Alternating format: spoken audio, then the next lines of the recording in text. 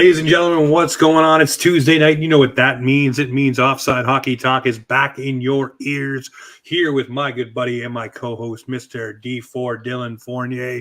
What's going on tonight, Dylan? Not much. A little tired from the hot day that I had, but we're all good. Excited to get the pod going again. Yeah, buddy. Hey, you know what? We go every Tuesday night. We try to break it down. And, of course, throughout the summer, we'll have some fun guests. Got some great ones lined up. Looking forward to talking to the likes of David Alter, former Detroit Red Wings defenseman, AHL defenseman, Matt Lashoff. A bunch of names coming through the pipeline, Dave Jackson as well. It's going to be a great summer talking to these different folks and getting perspective on things. Unfortunately, tonight we have to kick off the show with some news that's uncomfortable. So, trigger warning here. We're going to talk about the Hockey Canada stuff and don't want to diminish it like that, but that's just what it is. It's a bunch of things that no one has any concrete information on. All everyone's doing is playing internet detective right now and breaking down every single list that there is and who's made a statement, who hasn't made a statement, who has connections to this, who has connections to that. Well, news flash for everyone involved. Hockey Canada, the NHL, Parliament in Canada, they all know who these players already are. I hate to break it to you. Those names are already well known. It may be why players haven't been qualified or signed or, given their preferred lineup spots or haven't released a statement yet because they can't release anything until everything is done.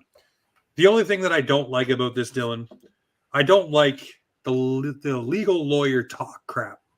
We were just talking about this before we jumped on. Don't sit there and say that just because they were cleared of any wrongdoing at one point that there was no wrongdoing that happened. Because we all seen throughout the years, things have come to light, fresh light shone upon it, and things come to a different result, a different head because of new evidence, because of the way things are actually brought forward the way they're supposed to be. And the big one we think about right now is the Kyle Beach situation, and obviously the other John Doe as well that was involved with the Chicago Blackhawks. Those things are now coming forward. So you can't sit there and just say, well, because they were cleared at this point that they would be cleared again, because now the pressure may not be on that person who made the complaint. And from what I'm seeing as well, Rick Westhead, tip of the cap to him, by the way. He goes nose first into all this stuff. Does not stop. There is no wall for him. He goes right into it. There may be more throughout Hockey Canada's history. And I know you say this, it isn't your favorite thing to talk about. But it's scary to think that some of your idols growing up, some of the people you pretty much worship the ice they played on, may not be the people you think they are. And I don't want to think that way about anyone yet. You shouldn't cast aspersions on anyone yet. But if all these things start coming to light, I want to ask you this question. What do you do about hockey history? Do you start removing those names if they are prominent names within the game? I guess my question is, do you take a Hockey Hall of Fame member away from, what they've been awarded for all they've done in hockey? I guess it's not unfortunate, but, we live in a time right now where you need to be able to feel comfortable coming forward with anything that has happened to you in your past life, something that, you may have to think about on a daily and makes you struggle with your mental health, or, you can't even like walk outside without thinking of something else happening, or you can't go to this spot because this is where this happened or something like that. There's a lot of mental damage that something of these events can make happen. And for this girl that it had happened to, I completely feel horrible, because if it were my child or anybody that is related to me, I know I would be a very furious, and I would want to get to the bottom of it. And the fact that, Hockey Canada is kind of sweeping this under the rug is probably could be very angering for the family members of this individual. And I know I know that there's something, not right here. I hope that it gets straightened out. I hope that Hockey Canada doesn't hide too much of this information. I know we were talking about it, and some of the evidence has been given to the people that need to hear it. But I think whoever did this needs to be rectified for their actions. No, they definitely do. And it's funny that you talk about cover up, and I let you guys know. And this is from the Lifted from the Steve Dangle podcast. So shout out to them having Rick Westhead on. 30-minute episode. Go check it out. You definitely want to hear it. But this is where I got that from. So Rick Westhead, obviously an investigative journalist for sports. So he goes and makes sure that when he's doing stories like this, he lets people know, hey, there's a story coming your way. Here's the heads up. So he obviously let TSN know, because TSN has a great partnership with Hockey Canada. Then TSN turned and let Hockey Canada know this story was coming. The crazy part about it was, and Rick Westhead says this on the Steve Dangle show, there was no settlement in place before Rick Westhead's article came out. Funny that before his article came out, all of a sudden there is a settlement done, signed, sealed, delivered with an NDA. Done. Then his article comes out. I don't know about you, but that timing is very, very suspicious. Definitely seems like the old broom came out with the let's get this under the rug, let's get this dealt with, and let's move on. And that to me is greasy, as we say in the Maritimes, little trailer park boy flavor there. I don't like it. I don't like the way it looks. I don't like the way it sounds. We love in this country to watch our World Juniors. We love the Olympics. We love the World's Women's. We love all the international hockey that happens with that Team Canada logo. I don't want that tarnished, and it's getting tarnished right now. And like I told you off air before we jumped on, if you think Hockey Canada is going to be the only hockey body under the microscope, you are sadly mistaken. Each and every hockey body is now going to be under investigation, because this is going to blow up. And if you think a guy like Rick Westhead is going to stop here, this is the tip of the iceberg. And there's lots of great journalists in the States that'll come out, like Emily Kaplan, who will look at these things and probably can unearth more. And this may be that turning point where the NHL and hockey finally has to change its goddamn culture and become the all-inclusive place that it promotes itself to be. And you start that with whoever these players are that are named. When they are named, you come down with the harshest punishments possible, which is probably losing your NHL rights, which means Ottawa could lose players. It means Philly. It means whoever these players are. I'm not going to start naming names because I don't know. I don't know who they are. You can draw your own conclusions. You can go look at all the lists. You can cross it off. And like I said, you can be the internet detective that you want to be and figure it out. But when these guys are named, Dylan, I want it to be a swift, harsh punishment.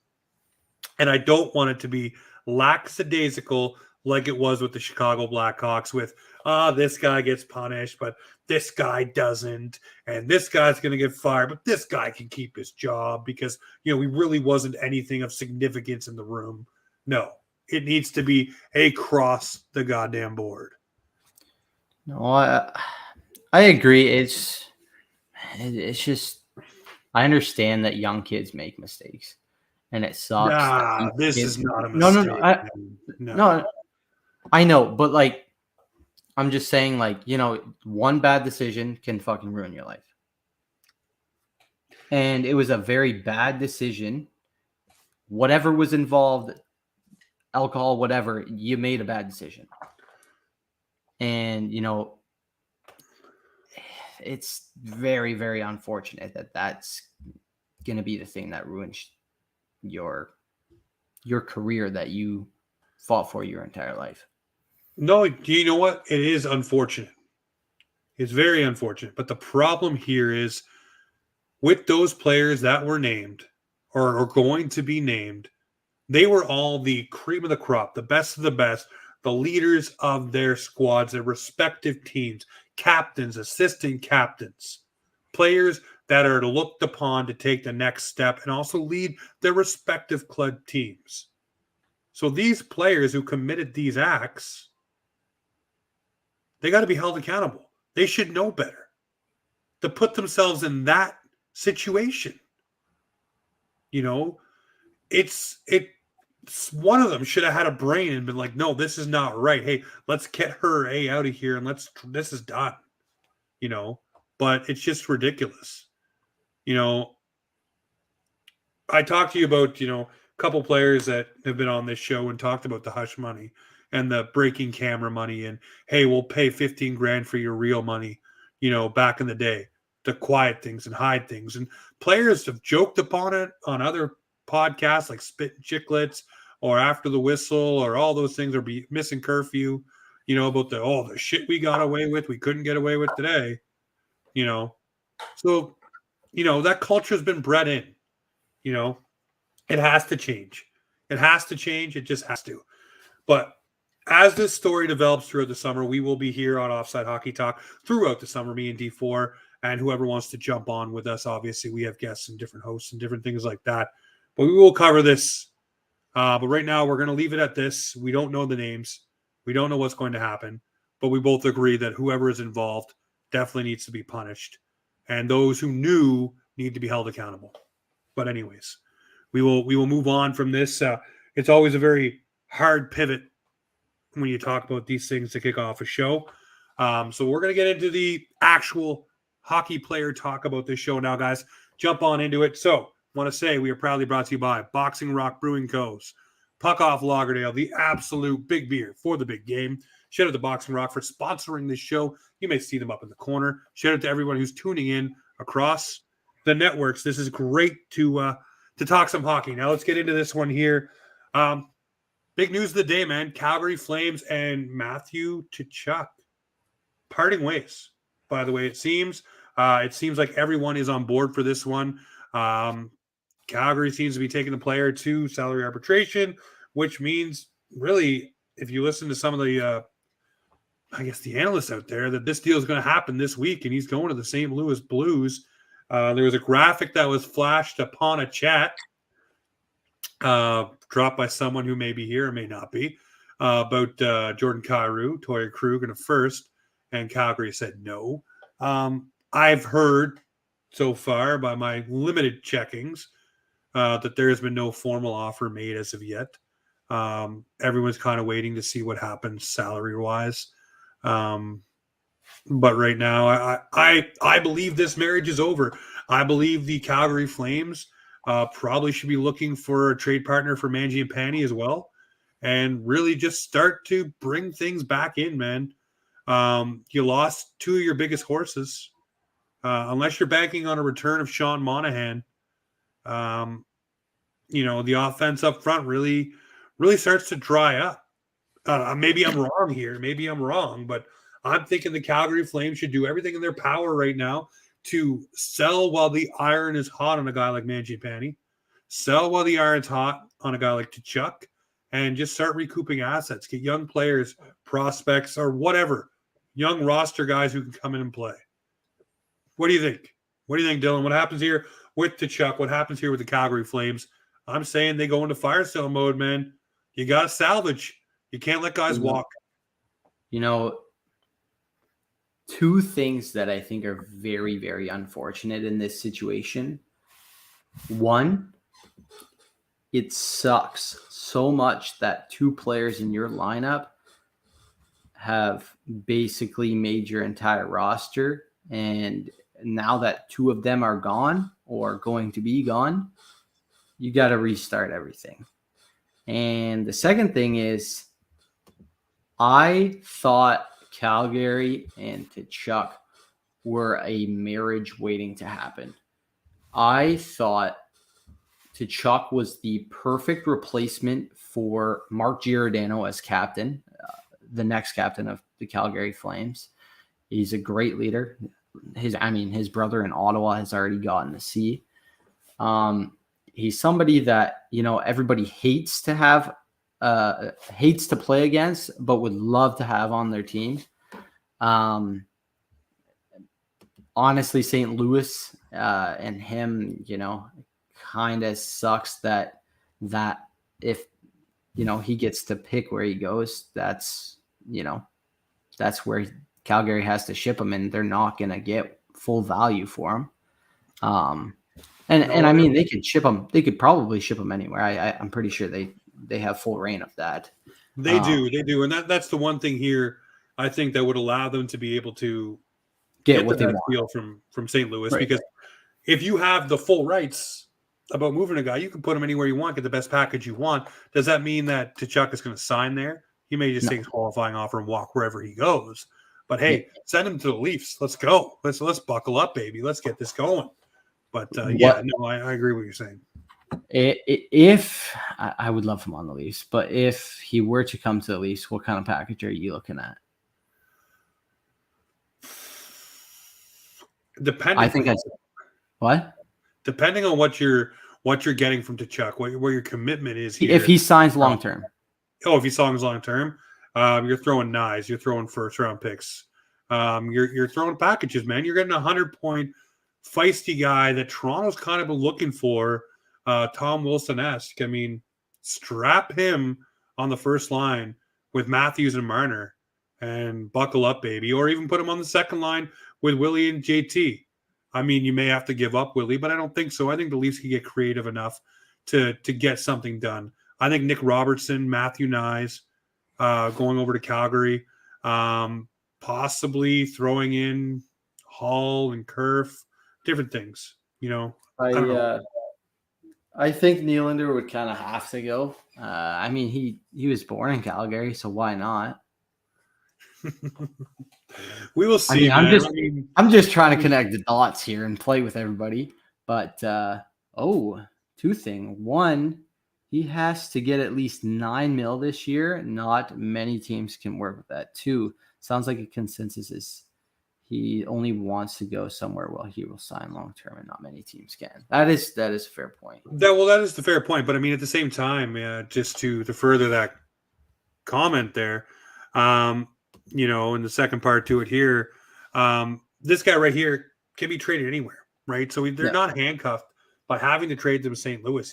If the Seattle Kraken come up and say, hey, we're going to offer you this, and this for 1 year of Tkachuk just to boost revenue sales on jerseys or to sell a few more tickets, they might just do that, or a team that's middling the pack or whatever needs to get a little offense, then you just do that. You add it to Chuck and you take the assets from Calgary.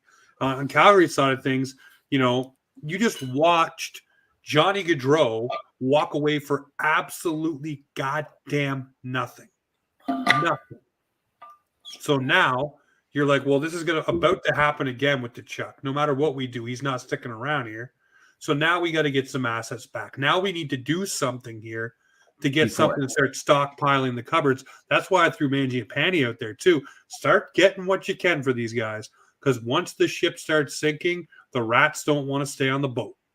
Yep. So get them out the door. It sucks to say it that way, but this is the business side of hockey. Calgary's got to manage their assets here, because losing Johnny Hockey for nothing, that sucks.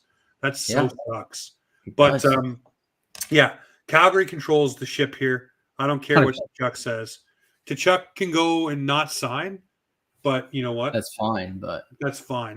There's a couple rumors that were floated out there where he'd take his $9 million and maybe sign a 5.5 extension with the team for 2 years or something. Which would be freaking all right too. And maybe it's a marriage waiting to happen in those couple of years that he does sign, and maybe he loves it. You don't know at this point, right? He's walking himself to free agency. He's going to earn that right once he's done this 1 year. So here's the thing, guys. Calgary right now, and if you're a Calgary Flames fan, I don't want to bury you. I feel bad for you because, we have the same thing looming over here in Toronto. I'm not trying to fearmonger here, but we do have those contracts coming up as well, and I hope they go well for us and on our side. But you watch Johnny Hockey walk. You got the Chuck going. Calgary fans, it's going to be some pain, I feel, because there's no retooling on the fly with this one. You're not adding Nazem Kadri and saying everything's all sunshine and rainbows. That is not happening. That is not the way it goes. Sorry to say it. Kadri's great, but he's not a number one center great. So Calgary fans, buckle up. It's going to be a bumpy, bumpy ride. And I think you're going to start seeing some of your favorite players out the door. I think the other shitty thing is like they were building to be such a great team. They brought in Markstrom. They brought in who else? When they brought in Tanev and Markstrom, I was pumped. I was like, they solved the goalie issue. I mean, last year in the Canadian division, I picked them to be first because I said, Jesus Christ, you got the scoring. You went out and got the Blake Coleman. You went out and got, everything you need. And then it just fell flat in its face. I mean, I don't know. And there's got to be something in the water because Johnny Gaudreau had no interest in going back there. Not an iota of interest in going back there. I feel really bad for what Sutter is it? Brent? No, it's not Brent. Yeah, Brent. One of the I feel bad for him. I don't feel too bad for their hockey legacy. Cups, being a part of the league for so long. I think they're all right.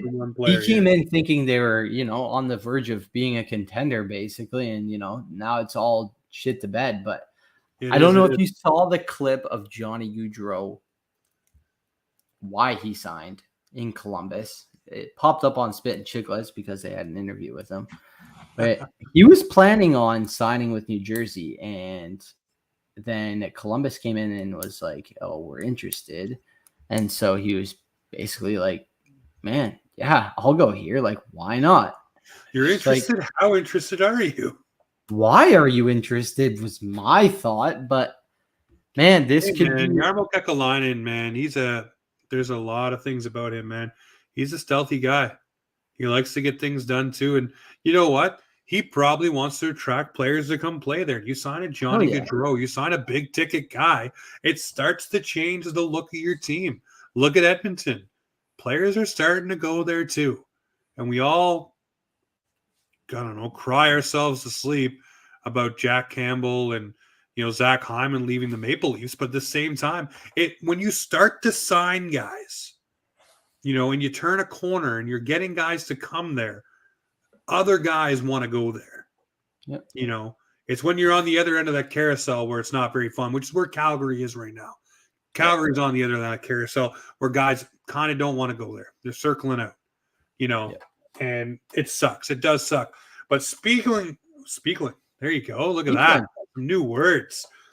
Speaking of teams on the other side of that carousel, I will tell you a fan base that is feeling themselves. And that is the Ottawa Senators fans.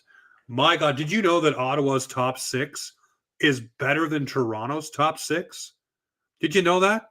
Did you know that? I didn't. I was very blown away by the fact that you added Alex DeBrincat and an aging Claude Giroux, and you are now better than the Maple Leafs. Listen, I cannot wait. I hope that Ottawa makes the playoffs and we get a return of the Battle of Ontario. Whew, I cannot wait. Cannot wait. And I can sit here and say these comments because Mr. Trottier, I know you'll watch this on the comeback. He's the PA voice for the Ottawa Senators. He knows I'm very, very, very complimentary of the Sens, especially last year, the past couple of years, where they've gone and really not done much. But I still said, I picked the feisty Sens to make some noise. But now, the way Ottawa fans are treating this, you would think that God himself joined the Ottawa Senators and now is suiting up in their top 6. I can't believe it. But you look at Ottawa's top 6 and you say, Norris, better than Matthews or Tavares? No. Stützle, better than Matthews or Tavares? No. I'm trying to figure out which guy. Maybe Alex DeBrincat can be better than Kerfoot and Bunting. But even still, I think they were pretty even on scoring last year. I don't know. But Ottawa fans, it's okay to feel yourselves. Pump the brakes a little bit. Because if any fan base knows about eating humble pie, it's the Toronto Maple Leafs. Don't do this to yourselves in July. We all know what Cam Talbot can do. We all know what Cam Talbot can't do. And there was a reason why he flamed out in so many spots before he landed in Minnesota. And I hate to break it to you guys, but the Ottawa Senators are not defensively structured like the other teams he's been successful with. Just saying that out there. I, for one, love this. It brings a whole new, energy to the Battle of Ontario. However, it ain't happening. I said it last podcast, and I'm going to say it again. You do not have defense. You have two guys, maybe two guys. Hold on, maybe two guys. You have Shabbat, for sure. He's a great defenseman.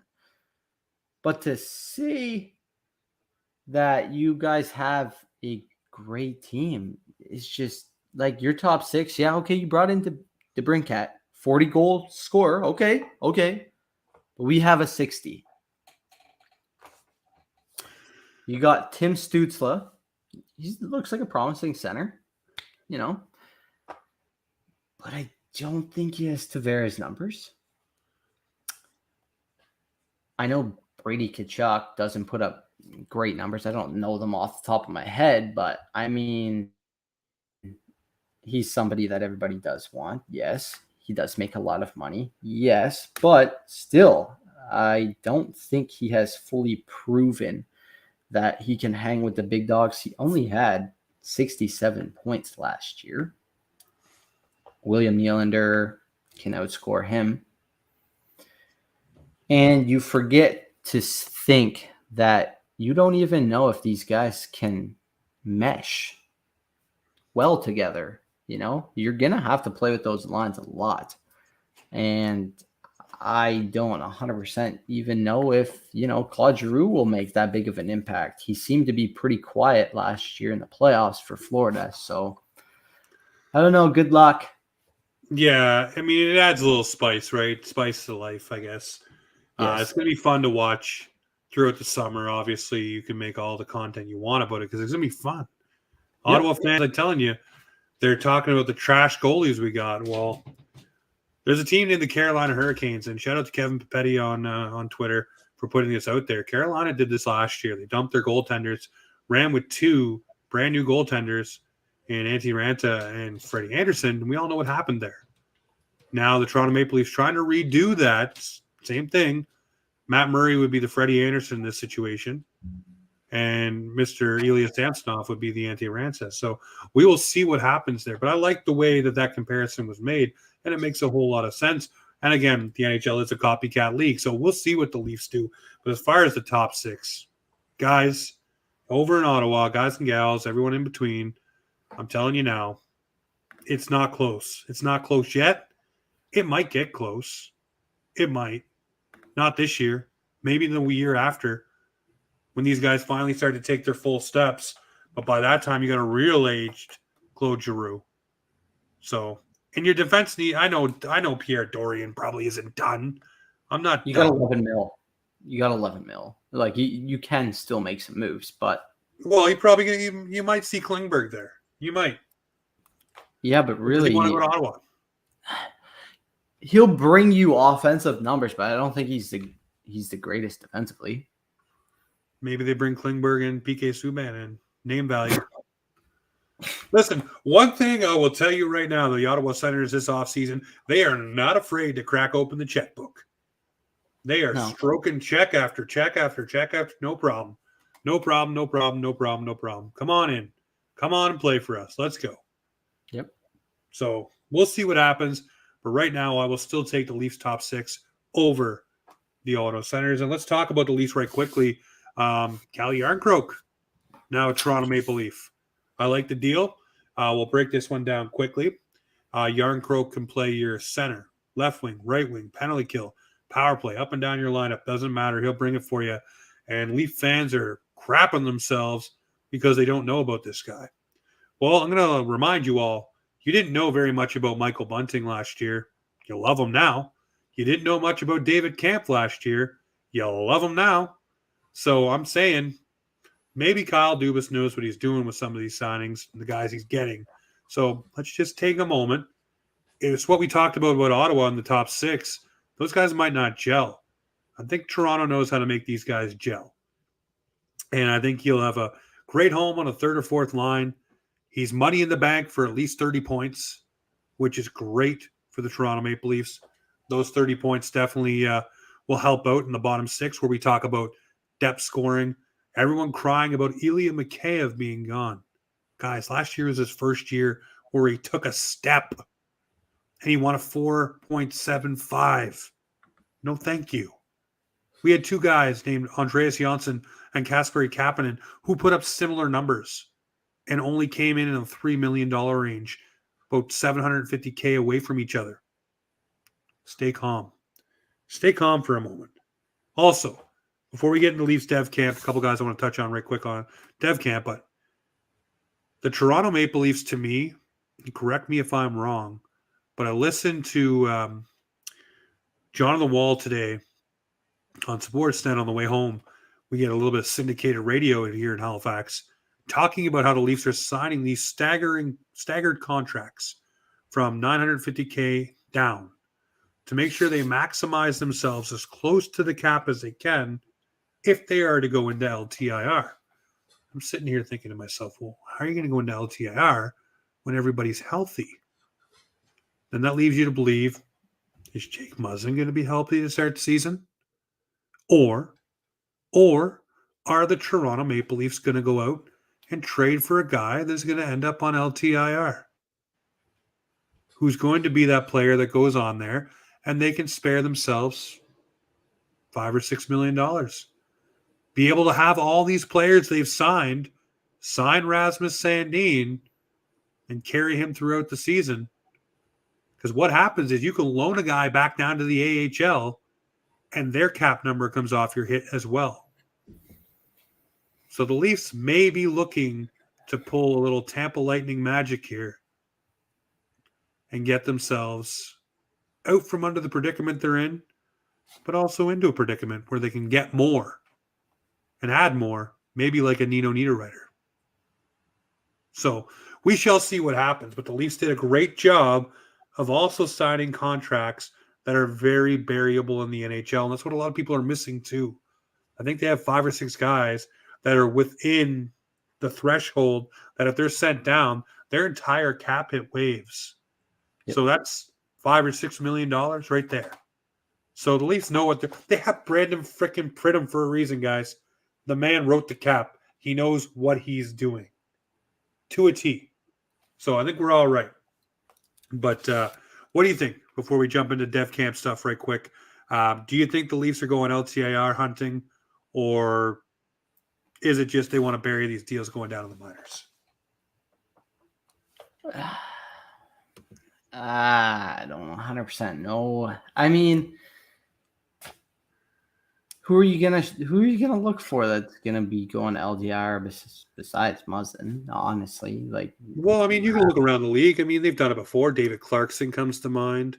Ryan Kessler. Yeah, but did they know that he was injured before? I didn't think they knew. No, they got him from Vegas. They made that trade and put him on LTIR. Same thing with Nathan Horton.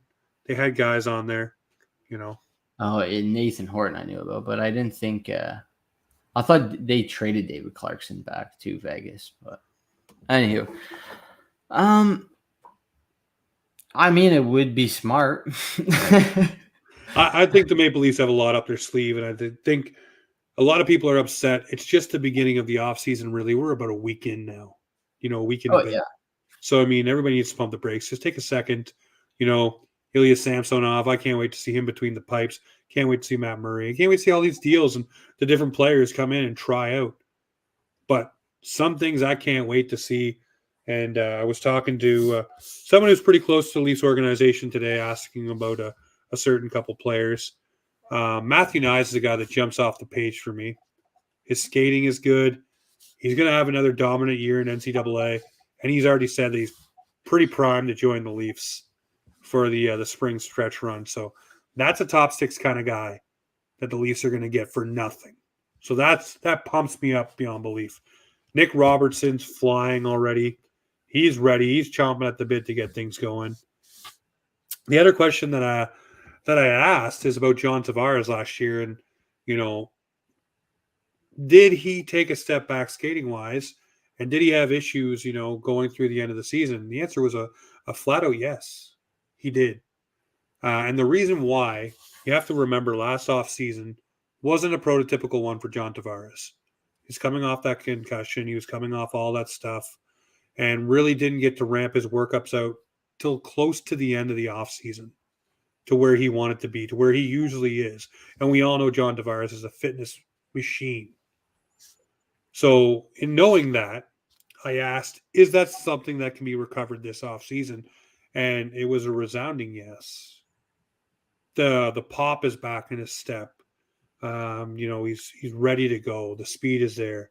So I'm looking very excited for JT. And anyone who knows me, especially you, Dylan, and Clark, and everyone else in the 6 and 6 crew, know that I beat the drum real hard for John Tavares. I hate the hate that's against him. He's a point per game player. As one of our astute listeners definitely just said here, he is fine. He is fine. The thing was last year, though, he did lose a step, and it was noticeable by this person. And this person pretty well in the know. So we'll leave it at that. But what do you think? Who do you have as standout so far at Dev Camp? Have you been paying attention to Dev Camp? Have you seen any of these guys or any of the names popping up?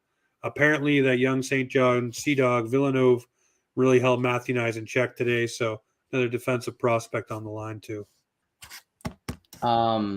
Obviously, Nyes is standing out. I haven't been paying too much attention to it, I'm going to be honest, but I have been reading a bit, and people have been saying Fraser Minton is somebody that they really enjoy watching at the camp. I did see a little story that I wanted to bring up that I thought was pretty cool. Ty and Dylan Jackson. Yep. Both identical twins playing in NCAA next year for Arizona State. They both were invited to the development camp.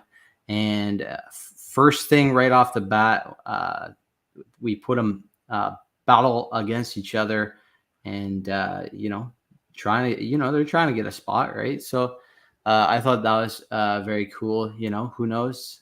They could turn into something down the road. Who knows? Maybe we sign them, maybe we don't. I thought that was a really cool story. I was just reading up. Axel Rindell was somebody that people were liking as well. Where did we pick him? Do you know if we picked him?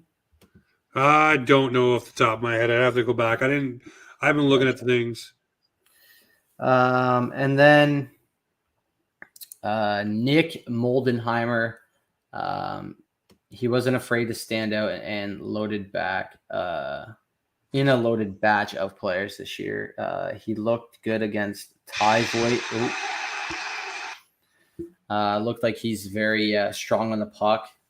So again, I'm excited for the young guys coming up. A couple of these guys can break this Leafs roster this year, and I think that's going to be really exciting for us moving forward, because we need to take advantage of those. We need those entry-level deals definitely into our lineup. We definitely do. That is something that needs to happen for the Toronto Maple Leafs. I mean, good teams have the next up mentality. You're allowed to, watch some players walk away. Good teams do it all the time. Tampa does it every year. They watch good guys go at the door, but they're still competitive. So the Leafs need to start hitting that, that stride, so to speak. And I think they've hit on a few guys. You're looking at Matthew Nyes. You're looking at the Abrizis. You're looking at, the Mettenens. You're looking at Bobby Nemelas, the Ronnie Hervanens. You're looking down the line. Even Hiddleby the goaltender. I mean, he's a big Yes. guy, right? So we'll see what happens with some of these prospects, but it's good to have things in the pipeline. But ladies and gentlemen, we've talked your ear off about everything tonight. So let's get to our fun segment. Dylan, I promise you, one of these days I will pop one of these in the mail for you. This is the Boxing Rock Brewing Co.'s Bearded Blue Warrior segment. Each week we pick one person deserving of being our Boxing Rock Bearded Blue Warrior. You can go first this week. Let me know what you think. Who is your Bearded Blue Warrior? You know, there's just two that I have. I'm gonna go with Matthew Nice. Ooh, nice. The kid's proven that, you know, all he wants to do is compete for that NCAA trophy again this coming season. You know, he's a freaking big boy. He's just like Austin in height and size. Is what I mean. He could have a shot like him. And man, I watched him skate around and protect that puck today, and boy, did that look terrifying. You know, he deserves that Bearded Blue Warrior. So hands off to him. All right. I'm gonna go with my Boxing Rock Bearded Blue Warrior myself. I think you know, I'm gonna have to go with the one that's a little off the board here. It's gonna be a little different, but I'm gonna go with Jack Campbell. I'm gonna go with Jack Campbell because I like the way he handled himself going out of town. I like the way he talked about his teammates glowingly from Toronto. When he was at the Mitch Marner Invitational, the Intact Insurance, I forget what it's called, the Marner Assist Fund, I think it is. Yep. You know, when he was there, I liked the way he handled himself. He talked glowingly to the Leafs organization. You know, had every opportunity just not to answer questions and not to deal with things. But he spoke glowingly about everything. It just says business, right? It's just business. And shout out to hashtag Hyman Hustle as well with the lovey heart emojis and all that stuff about him signing because everybody loves Jack, man. I wish him nothing but the best. Don't beat the Leafs, but don't break a leg either. You know, we'll see what happens. But he is my Boxing Rock Bearded Blue Warrior. And by the way, ladies and gentlemen, this show is proudly brought to you by Boxing Rock Brewing Co.'s Puckle Floggerdail, the absolute big beer for the big game, or the big podcast, which is what Offside Hockey Talk is. And now, as we do every week at the end of the show, and I'm going to post these as a montage now because I have a couple to put up, we have our packs. I got a series one. So the way that it works is, obviously the regular cards don't mean too much, but obviously if you hit something pretty cool in there, you never know. But the big card in the pack is the winner. I should have saved my pack earlier this week. We got a Cole Caulfield Young Guns. All right, I have no idea what I have in here. All right, you go first. All right, starting with the guy who's getting traded, Matthew Tkachuk. Ooh, I got Chris Letang. Connor McDavid. Ooh, I got Dylan Dubé. Dennis Gurianov. Anthony Duclair. UD Canvas. Tyler Bertuzzi. Okay. Zach Aston Reese. Colin White. I got honor roll, superstar honor roll, Mika Zibanejad. I'm going to round out my pack quickly. I got Cam Fowler, Timo Meyer, and Philip Kershev. I finally got a goalie in one of my packs. I got Mr. Carey Price.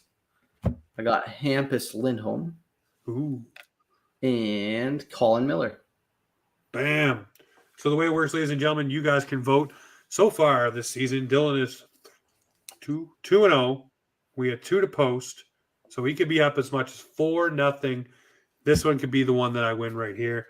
I think a UD Campus is worth more than the honor roll. But hey, it's up to your vote.